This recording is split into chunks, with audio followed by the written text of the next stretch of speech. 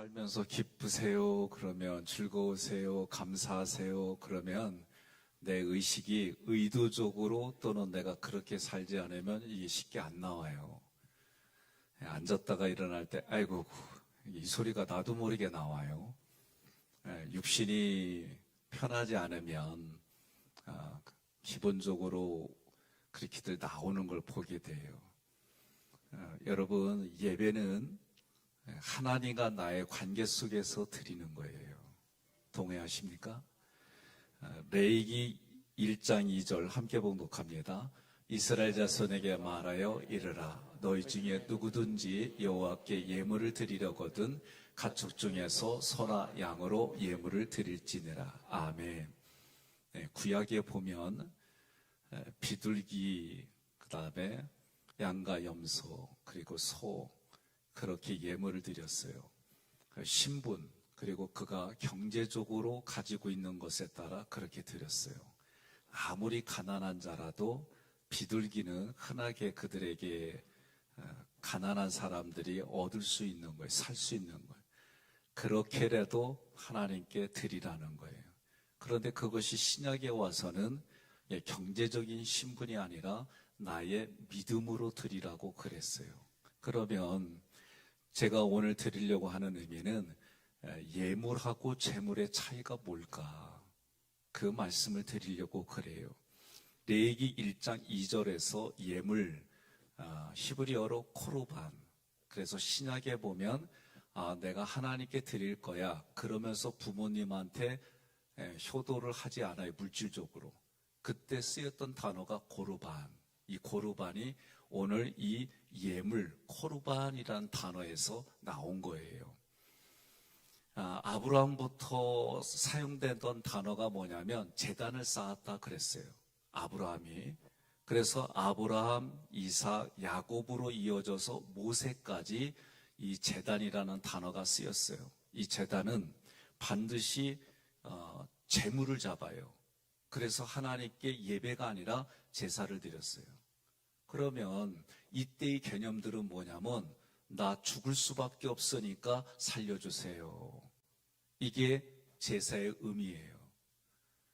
유교나 또는 다른 사람들의 이렇게 내용을 보게 되면 오늘 자기네들이 믿는 귀신이 와가지고 자기들을 살려주고 도와달라고 그렇게 정성을 들여요.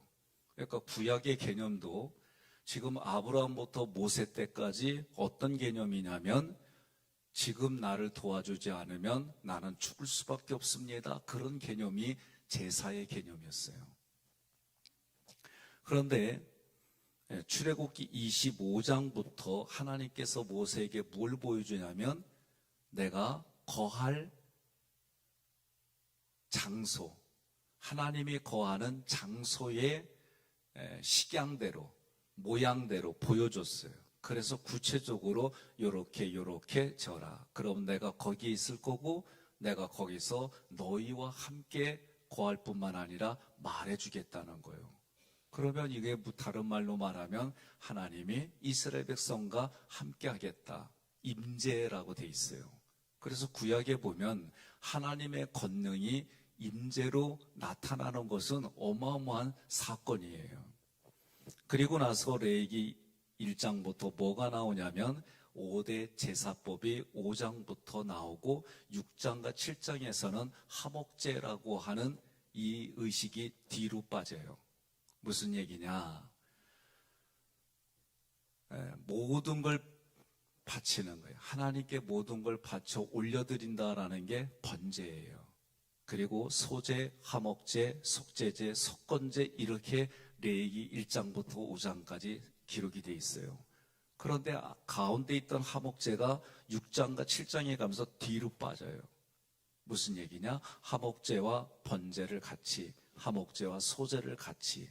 그래서 오늘날 우리에게 레위기에서 보여주신 이 예배법은 지금을 살아가는 우리에게는 예배의 정신으로 가지고 이 자리에 오는 거예요.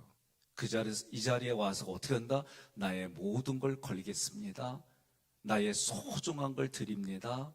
내가 용서할 마음이 있습니다. 이런 마음을 가지는데 속죄제와 속건제는 내가 죽을 수밖에 없는 존재인데 오늘 하나님이 나를 살려주셔서 오로지 나는 은혜만을 구합니다. 그러면서도 속건제는 내가 누군가에게 죄를 범했다고 한다면 말로만 용서를 비는 것이 아니라 내가 차원에서 5분의 1, 20%를 더하여 물질로도 배상하는 거예요. 근데 그런 일들이 되어지지 않으면 강제성을 띄어서 4배에서 5배를 갚게 한 것이 레이기의 예배의 정신입니다. 하나님께 나아가려면 지금 번제라고 제단에서 드리는 제사와 이제 예물이라는 단어를 쓴 예배에 어떤 차이가 있느냐라는 것을 여러분과 제가 알고 있어야 돼요. 예물은 하나님께 나아가려면 반드시 예물을 드려야 되는 거예요. 예. 아멘 안 해도 이건 성경에 기록되어 있기 때문에 우리가 그 정신을 알아야 돼요. 하나님께 제물을 드렸어요. 지금 아브라함부터 모세 때까지. 이 개념은 뭐예요? 내가 죽지 않으려고 하나님 앞에 제물을 드리는 거예요. 제물 드릴 때 비둘기, 그 다음 양과 염소, 소, 요렇게 구약에서는 신분에 따라서 경제적인 가치에 따라서 그렇게 드렸어요. 그런데 그 동물이 대신 나 대신 죽는 거예요. 나 대신 죽어서 그 동물의 피값으로 내가 사는 거예요. 이게 구약의 제사의 개념이에요. 그래서 이 동물을 한마디로 뭐라고 그러느냐? 희생제물이다라고 말하는 거예요. 이 희생제물의 피로 나의 피가 속함을 받았습니다. 나의 죽음을 면하게 해주십시오. 그런 의미로 제사를 드렸단 말이에요. 하나님께 가까이 나가려면 예물, 앞부분에서 말한 게 뭐예요? 코르반. 이 예물을 가지고 가는 거예요. 근데 이 코르반은 어디서 나왔냐면 카라브라는 단어에 나왔어요. 가까이 간다라는 뜻이에요. 하나님께 가까이 가려면 예물을 가지고 나아가는 거예요. 반드시 예물을 가지고 가는데 처음에 이 하나님 앞에 제사법은 누가 나오냐면 가인과 아벨이 나옵니다. 창세기 4장 3절에 땅의 소산으로 예물을 드렸어요. 제물을 드렸어요. 또 4장 4절에 보니까 아벨도 양의 첫 새끼와 그 기름으로 제물을 드렸어요. 근데 이때 제물을 드렸을 때 이 단어를 보면 미나라는 단어예요. 선물 또는 곡물의 뜻이 있습니다. 이때 개념은 뭐냐면 왕을 뵈려면 곡물을 드려야 돼요. 선물을 드리는 거예요. 그래서 이 미나라고 하는 단어는 마나흐, 선물을 주다, 빌려주다, 그런 뜻이. 두 가지 어떤 걸 해도 의미는 괜찮아요. 무슨 얘기냐? 하나님이 우리에게 선물로 많은 모든 것을 빌려주었다 그거예요. 그러니까 빌려받았으니까 나는 그걸 가지고 열심히 활용을 해서 잉여물이 남았어요. 그러니까 이제 나는 뭐예요? 원래의 하나님의 것을 다시 드리는 게 미나라는 뜻이에요. 그러니까 여러분과 제가 감사 헌금이라고 하는 건 뭐냐면 하나님의 나에게 이렇게 생명으로부터 많은 걸 주셨어요. 예, 이 새벽이 힘들어도 아멘이 돼야 되는 게요. 그러니까 하나님의 나를 여기까지 인도해 주고 이런 게 모든 게 감사한 거예요. 배우자가, 자녀가. 그래서 여러분 뭐예요? 나와 함께 살아줘서 고마워. 고마워요. 나중에 이런 질문을 하잖아. 나중에 또 태어나도 나하고 살겨?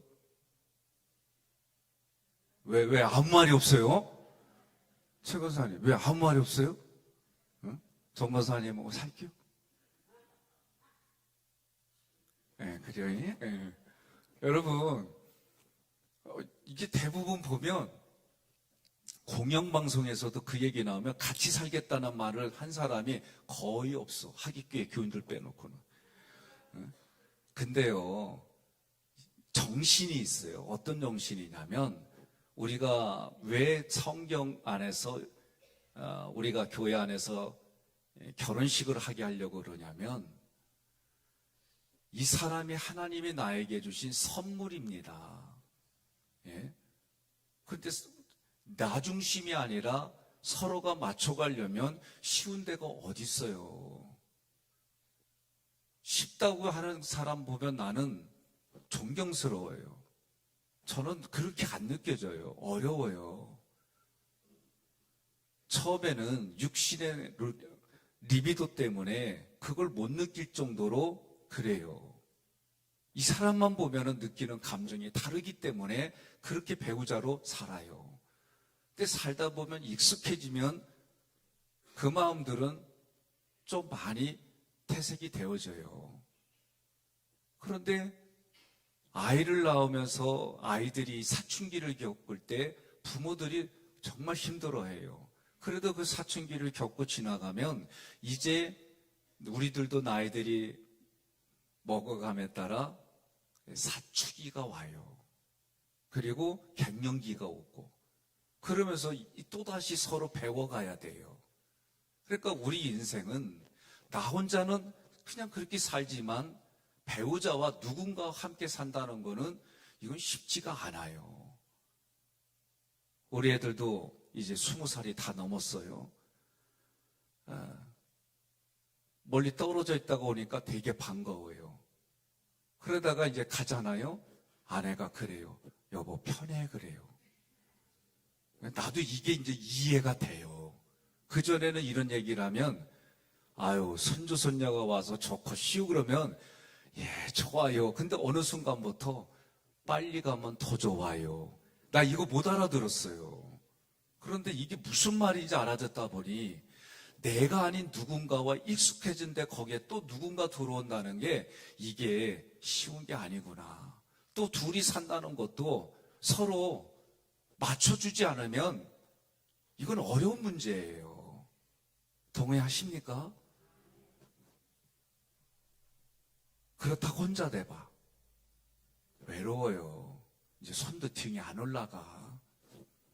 그러니 여러 가지 이렇게 보게 되면 예절이라는 게 그런 의미예요. 너무 멀리 떨어져 있으면 외롭고 춥고 너무 가까이 붙으면은 내가 가지고 있는 뾰족한 걸로 상대방을 찌르니까 피를 흘리고 적당하게 온기를 가지고 서로 살아가자. 그게 예절이에요. 그런데 성경은 그런 수준으로 말하는 게 아니에요. 예물과 재물을 보게 되어지면 그런 뜻이 아니에요. 그래서 가인과 아벨도 이 단어를 쓰면 미나인데 이 미나라고 하는 거는 선물과 곡물이라는 뜻이 있는데 이게 만화 빌려주다, 선물을 주다. 그래서 하나님이 우리에게 주신 걸 빌려줬거나 선물을 줬거나 어떤 개념이 돼도 이제는 내가 그것을 살아가니까 원래 것을 하나님께 드립니다. 이게 가인과 아벨이 가지고 있던 재물의 뜻이에요. 자, 그 후에 노아 시대가 오면서 보세요. 노아가 오면서 어떻게 됐어요? 하나님 앞에 범죄해요. 오직 의인인 노아와 그의 가족 8명만 하나님이 살려줘요. 뭐 하는 사람들이, 무수한 사람들이 다 멸절됐어요. 그럼 노아로부터 그 가족끼리 본 게 뭐예요? 죽을 수 있구나. 죽었구나. 죄를 지으면 죽는구나. 이게 얼마나 그들에게는 심각했겠어요. 예? 이태원 여기에서 트라우마로 가지고 있는 것, 또 우리가 사고, 저도요 지금까지 잊어버리지 않는 장면이 하나 있어요. 고등학교 때 아침에 학교 가는 거예요. 근데 그 동네 학교를 가다 보면 동네 하나가 나와요. 이름도 잘 지어야 돼. 객살이에요. 진짜 이름이 객살이에요.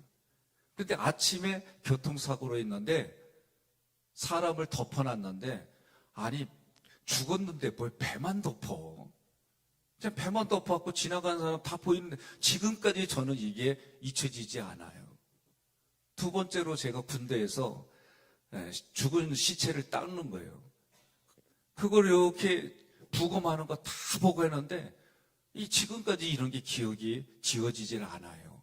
그러니 노아로부터 8명의 이 식구가 하나님의 홍수로 다 죽였을 때 어떤 생각을 가졌을까? 그러면서 바로 나와가서 어떻게 해요? 그 방주에서 나와가지고 하나님 앞에 제단을 쌓아요.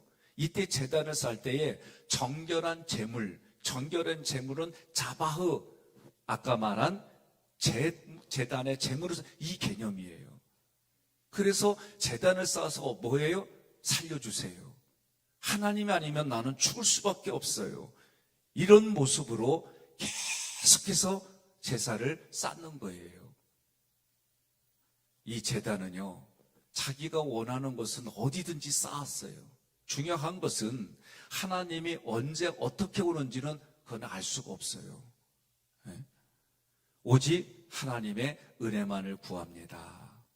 이게 지금 아브라함으로부터 모세에 이르기까지 계속 이런 개념으로 드리는 거예요. 여러분들 중에 내가 지금까지 예배를 드릴 때에 이런 개념으로 예배를 드렸다면 저는 훌륭하다고 말하고 싶어요. 그런데 출애굽기 25장 8절로 9절 그리고 22절 함께 봉독합니다. 내가 그들 중에 거할 성소를 그들이 나를 위하여 짓되 물은 내가 내게 보이는 모양대로 장막을 짓고 기구들도 그 모양을 따라 지을지니라. 거기서 내가 너와 만나고 속죄소 위 곧 증거계 위에 있는 두 그룹 사이에서 내가 이스라엘 자손을 위하여 내게 명령할 모든 일을 내게 이르리라. 아멘. 하나님이 뭐예요? 이제는 너희 눈에 보이게끔, 보이지 않는 하나님이 내가 너희와 함께 하겠다, 너희와 함께 거기서 말하겠는데 아무나 오면은 죽어. 그러니까 하나님이 제사장을 선택하고 그 제사장도 하나님의 전에 죄 지은 상태로 오면은 죽어요. 죽었다고 제사장 데리러 들어오면 그 사람도 죽어. 그래서 제사장들에게 뭐가 있어요? 허리에다 끈을 매든지 발목에다 끈을 매서, 그러니까 밧줄을 매요. 그리고 이 제사장이 입는 밑에는 방울이 있어요. 그래서 딸랑딸랑 움직이면 살았구나, 그 소리를 밖에서 이게 구약의 제사법이에요. 그런데 하나님이 이 성막을 하신 이유는 뭐냐면 내가 너희와 함께, 여러분 생각해, 지금 우리나라도요, 자기가 믿는 신을 찾아서 바다로 산으로 찾아가요. 그런데 우리 하나님은 나를 위해서 찾아오셨어요. 이게 달라요. 그래서 구약으로부터 지금 레위기법은 왜 중요하냐면 그 하나님이 나를 찾아와 주셔서 하나님이 원하는 거룩한 장소를 만들고 그 거룩한 장소에 내가 너희와 함께 하겠다, 내가 거기서 너에게 말하겠다. 이것이 오늘 우리가 드리는 예배예요. 이 예배를 여러분들이 드리는 겁니다. 그래서 이스라엘 백성들은 성막을 볼 때에 동서남북으로 네 군데로 지파별로 세 지파씩 있었어요. 핏줄에 따라서 자기의 문화가 익숙하고 환경이 같은 그런 개념으로 그렇게 동서남북으로 성막을 중심으로 모였어요. 그런데 이 성막을 조금 더 살펴보면 여러분, 출애굽기의 마지막이 성막으로 가는 거예요. 그러면 우리에게 뭐냐면 날마다 하나님과 교통이란 얘기는 교제를 나누라는 거예요. 지성소 안에 법궤가 있어요. 그죠? 그 법궤 위에 양쪽에 천사들이 이렇게 날개를 폈는데 요 사이를 씌운 자, 속죄소, 하나님의 임재가 있는 곳. 그래서 여기에 들어가려면 반드시 제사장이 예물을 가지고 들어갔어요. 하나님께 예물을 드리는 거예요. 그러면 여러분과 제가 예배를 드릴 때마다 지금의 정신은 뭐냐? 하나님이 나와 함께 하셔, 내 안에 계셔. 이것을 좀 더 확인하고 우리가 다시 하나님의 방법으로 하나님께 예배 드리는 게 오늘 이 자리예요.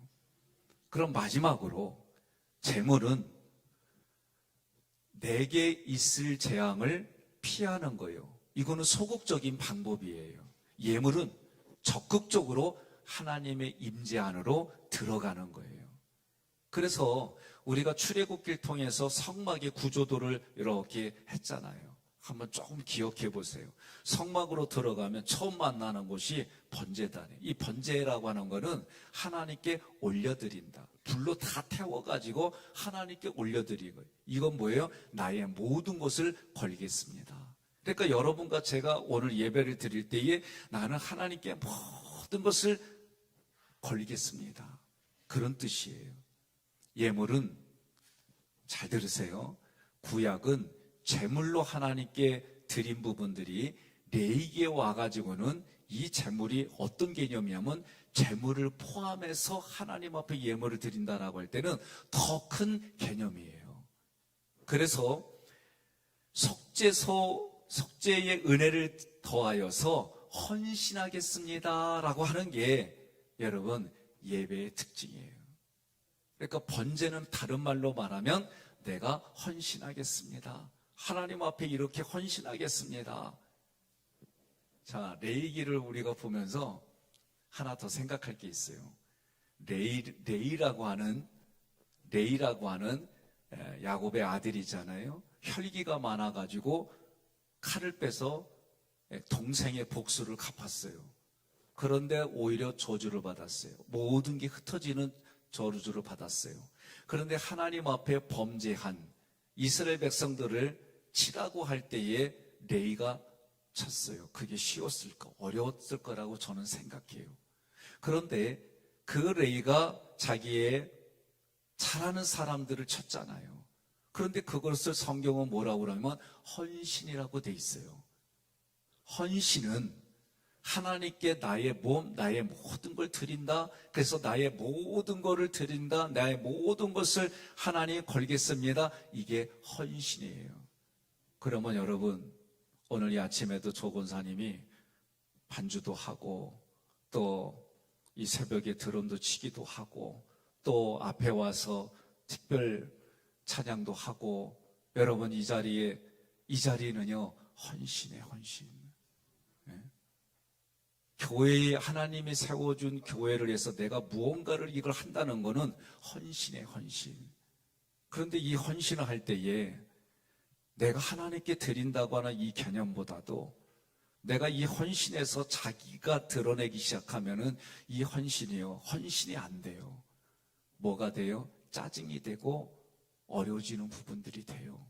제가 레위기를 공부하면서 다시 토요일마다 나의 예배를 드려요. 주일날은 저는 여러분들에게 선포하는 집례자로 있어요.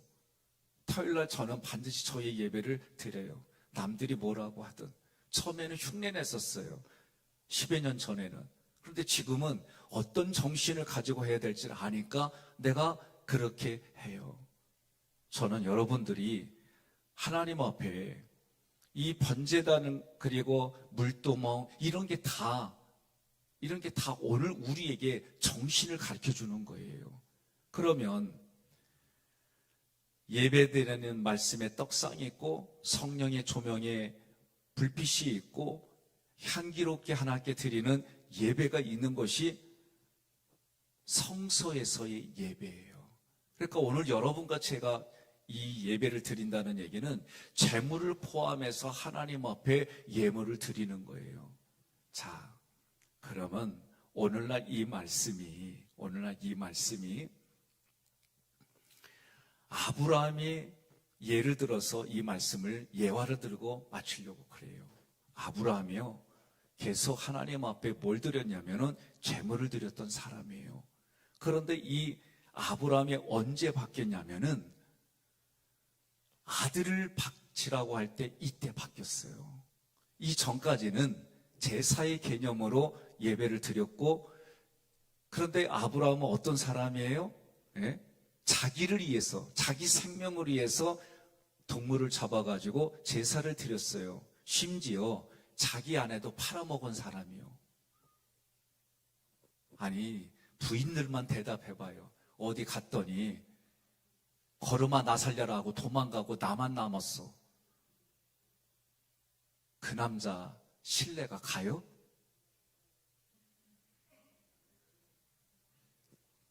그래요. 대답하기 싫으면 할 수 없어요. 난 신뢰가 안 갈 것 같아요. 의도 맞더라도 자기 아내를 자기 사람을 지키려고 하는 모습이 있을 때에 그 마음에 감동도 오고 그러는 거지. 근데 아브라함은 그렇게 안 했어요. 자기 목숨이 먼저 그래서 아내에게 부탁까지 해서 내 누이라고 해. 실제도 누이요. 예? 그렇게 해달라는 거예요. 이랬던 사람이 아브라함에게 노년에 아들을 줘요. 그런데 이 아들을 키우면서 얼마나 기쁘고 즐거웠을까. 그런데 하나님이 그 아들을 달라는 거예요. 자, 창세기 22장 5절 함께 봉독합니다. 이에 아브라함이 종들에게 이르되 너희는 나귀와 함께 여기서 기다리라. 내가 하이와 함께 저기 가서 예배하고 우리가 너희에게로 돌아오리라 하고. 아멘. 우리가 너희에게 돌아오라 할 때 원어에는 우리가라는 건 없어요. 그런데 돌아오리라 라고 하는 이 단어는 슈브예요. 문법으로 능동미한 복수예요. 뭔 얘기입니까? 둘이 갔는데 복수로 다시 돌아오겠다. 단어 자체가 그래요. 무슨 얘기예요? 분명히 제물로 드렸는데 다시 데리고 온다. 지금 아브라함에게는 전혀 다른 신앙을 가지고 있는 거예요. 그 전까지는 어떤 거예요? 자기만을 위한 제물을 드렸어요.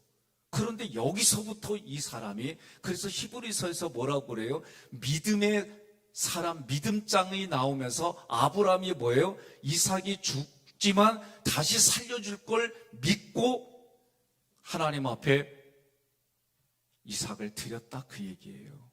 이미 그때 이 사람의 마음속에는 예물이라고 하는 단어로 바뀌는 거예요. 그래서 여기서 25절에 예배하고 할 때 이 예배는 샤하라는 단어예요. 자기보다도 우월한 분 앞에 복종의 개념으로 머리를 숙이는 거예요. 몸을 구부리는 거예요. 이마에 땅을 대는 거예요. 며칠 전에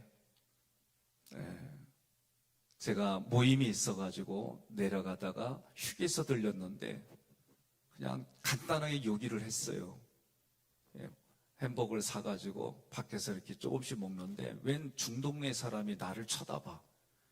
잘생겼어.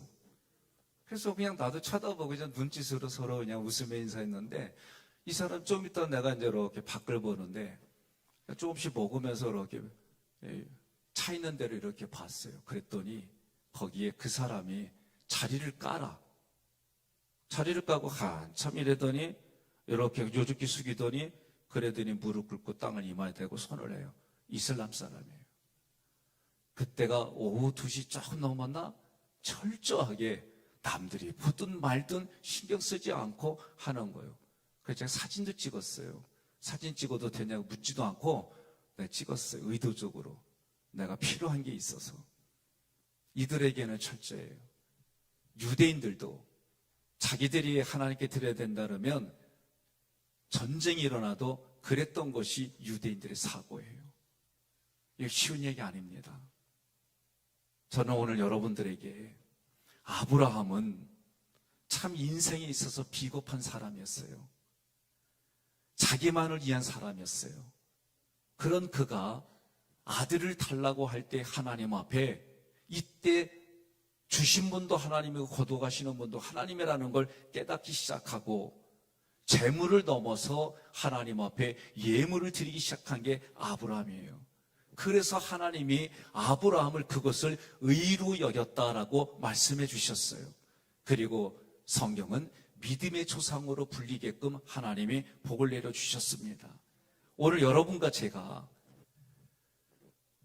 출애굽기의 말씀을 가지고 자원해서 하나님 앞에 예물을 드렸다 그랬어요. 저도 쉽지 않은 결단했어요.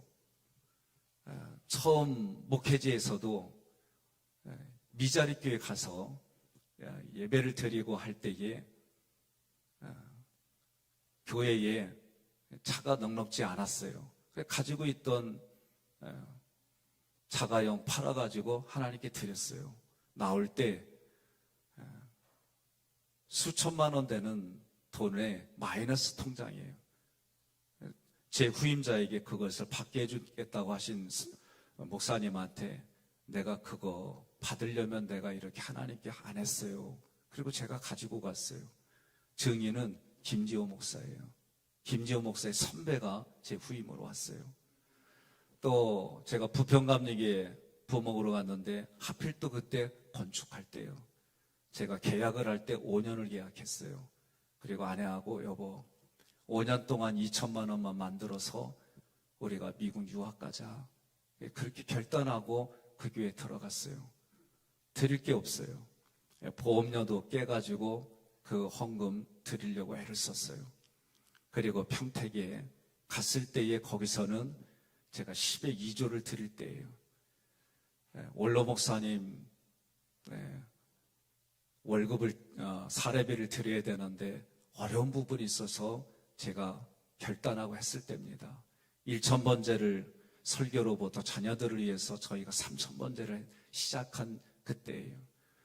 안양에 와가지고서도 그랬어요. 여기 와서도 제가 장로님들한테 교회에다 청구할 돈과 청구하지 않을 돈 내가 쓴 거 다 보여드렸어요. 몇 분들에게. 올해 저희가 이제 장로님들이 엘리베이터 공사로부터 요번에 할 때까지 적지 않은 돈들을 결단하고 헌금들 하셨어요. 또 어느 분이 제 머리를 해주시면서 조용히 목사님 제가 드릴 게 없습니다. 자녀들이 엄마 수고했다고 그동안 미용실 수고했다고 이거 반지 줬는데 이거 목사님 이거 쓰세요. 그래서 저한테 금반지 새 돈을 주셨어요. 우리 권사님 중에는 적게 저한테 목사님 기도해 주세요. 용돈 모은 거 가져오셨어요. 저는 이 모든 게 예물이 있고 예물에 정신을 담아 산 것에 대해서 감사를 드려요.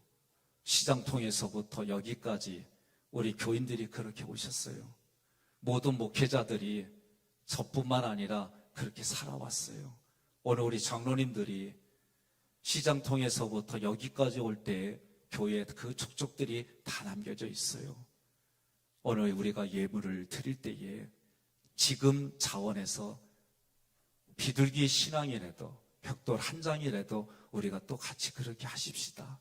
그렇게 해서 남의 눈치 보지 마시고 여러분들이 하나님 앞에 드릴 때에 나 대신 예수님이 죽으신 하나님의 은혜가 아니면 내가 살 수가 없으냐 그 정신이 이제는 자원에서 번제와 소제와 화목제로 하나님께 드리고 이런 일들이 있으면 교회를 떠나고 이런 일이 있으면은 목사나 교회 중직자들 얼굴 보는 걸 피하고 그런 식의 예배를 드리지 말고 하나님 앞에 예배 드려서 아브라함처럼 믿음의 조상 또 성경에 그렇게 예물을 드리며 복을 받은 그런 인생을 살아가시기를 바랍니다. 오늘 우리 교회에 제가 온 지 2주 만에 하나님이 내가 너의 100배의 복을 주었다. 그것이 5년 만에 또 다르게 해석이 됐어요. 하나님이 나에게 100배의 복을 주시면 나는 그 하나님 앞에 진리로 반응해야지. 그 진리는 내가 희생과 나의 헌신을 통해 하나님께 내가 이렇게 하나님 사랑합니다. 그 고백이었어요. 그 고백들이 여러분의 삶의 영적으로, 여러분의 가문적으로, 여러분의 자녀적으로 그래서 하나님이 병도 치료해 주시고 물질의 흉통함도 있고 관계 회복도 있고 여러분이 그 모든 일들 속에 이제는 내 언어가 달라지고 내 생각과 감정이 달라지고 하나님께 드려지는 이 예배가 나에게 그냥 주신 것에서만 끝나는 게 아니라 주신 것을 볼 수 있게 해주셔서 다른 사람에도 선한 영향력이 흘러가는 11월 한 날 남은 인생이 되시기를 주님의 이름으로 권면하며 축복합니다.